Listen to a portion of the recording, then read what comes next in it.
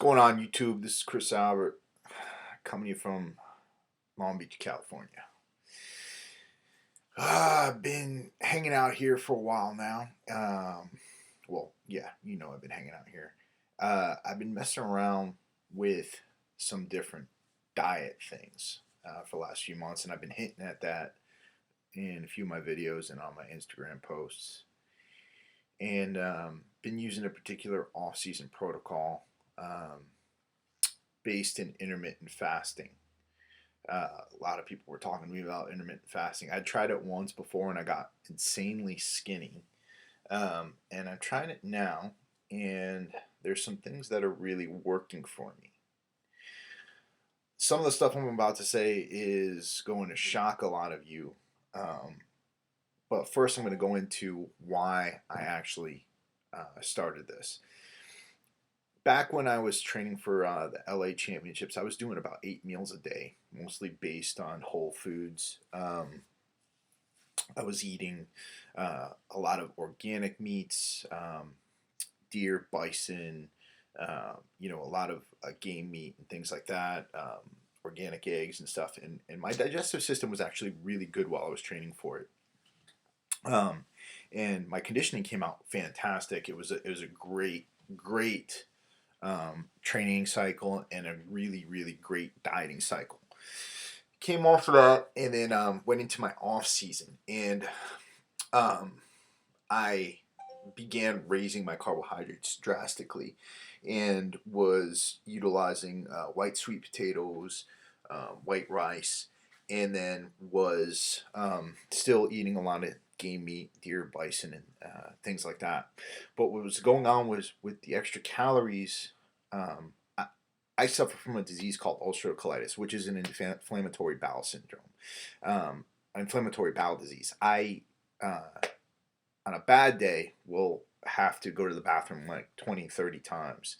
And I actually had to get rushed to the hospital for a few times because I was bleeding internally, and I almost went anemic a few times.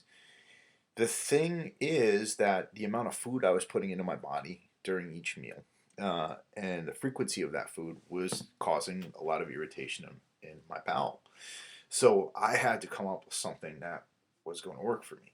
So I started looking into intermittent fasting, and I decided I was going to eat 1 meal a day uh, because less food, less frequency, actually, um, in my mind, was going to irritate my bowel less. And so what I did was I would not eat until I worked out each day. And then I would, if I didn't work out, I didn't really eat. I would have green smoothies and protein shakes. I was using whey protein and greens. And then on days that I did work out, 1 to 2 hours after the workout, I would have one large meal. Normally that steak, eggs, and pancakes, or steak, eggs, and waffles, or steak, eggs, and French toast, depending on my mood. I was actually getting pretty good sweet tooth there for a while, and then having another shake afterwards, maybe a little while later. So my protein intake during this whole time, and I'm still doing it, is probably not more than 100 grams a day. My carbohydrate intake is probably not more than 100 to 150 grams a day, and my fat intake right now is probably under 50 grams a day. I do eat a good amount at the meal that I am eating at, but it's not your typical 4,000 calorie a day off season diet that I would be doing. And the thing is, I'm going to put up pictures later on.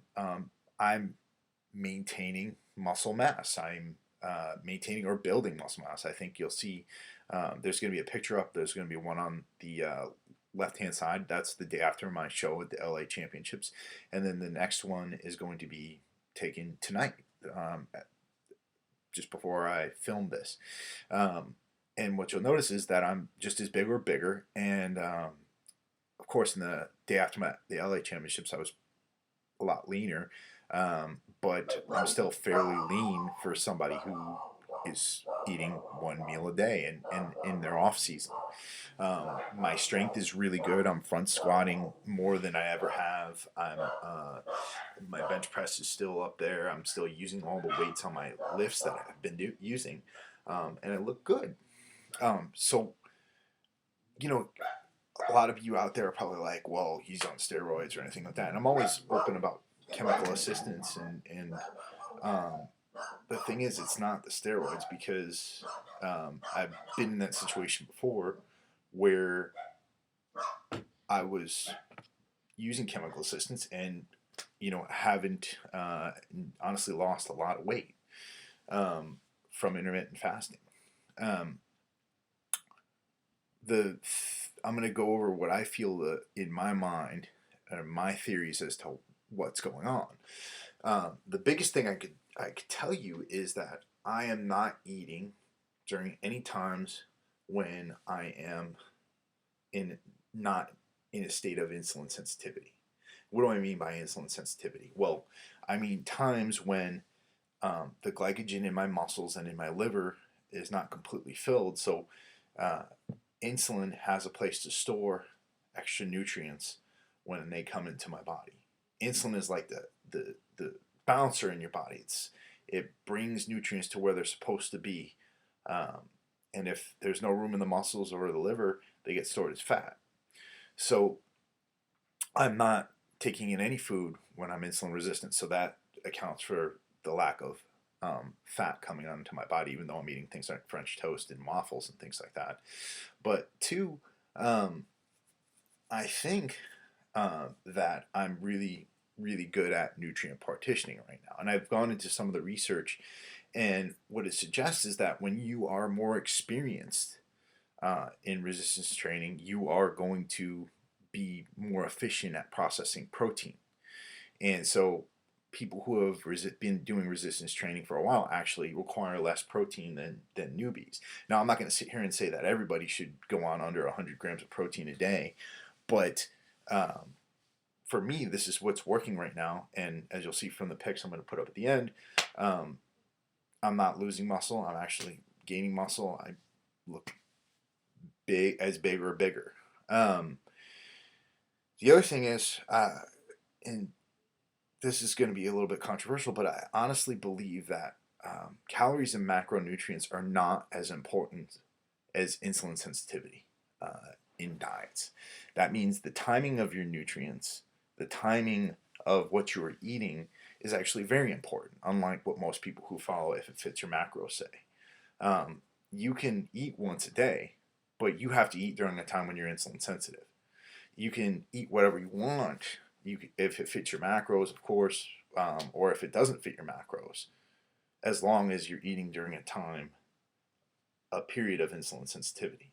Now, I know there's some people out there who are going to be like, what the fuck is this guy talking about? And I'm not somebody who's very dogmatic. I'm not going to sit here and say that I'm speaking the word of God. But what I am saying is that the scientific research is there. You look at the latest research in obesity, they're looking at insulin sensitivity as the cause, not calories and macronutrients. Insulin resistance is the major cause of obesity, according to the latest research.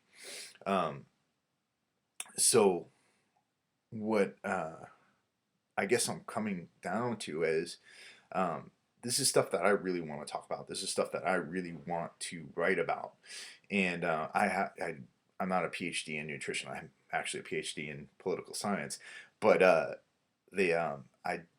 do have a good background in scientific research, and I am able to read scientific research, and I am able to read statistical evidence pretty effectively. And I'll post some of the studies that I've been looking at as far as protein and as far as insulin resistance and insulin sensitivity. And I definitely invite anybody else out there who wants to experiment with themselves to do so. I'm not advising you to do this. I'm not advising you to take less protein in. So those of you out there who want to crucify me, please don't. But what I am saying is that this is something that's been working for me, and it's might be worth a look for the rest of you. This is something I've been playing around with carbohydrate timing with my clients for quite a while, um, with some great success. I don't take a lot of clients who were necessarily genetically gifted. I take clients who work hard, who have great work ethic, and who are willing to try things. And what you'll be seeing from some of my clients in the next few months is that I've taken some people who aren't necessarily genetically predisposed to looking good on stage, who are going to look absolutely fantastic on stage. Um, so take a look at my pictures. Let me know what you think. As always, if you have any questions, just email me at gettingtoshredded@gmail.com. I'm sorry that this video was so long, but it's kind of a lot of material. And gotta go shave this fucking beard off. Have a good night, y'all. Take care.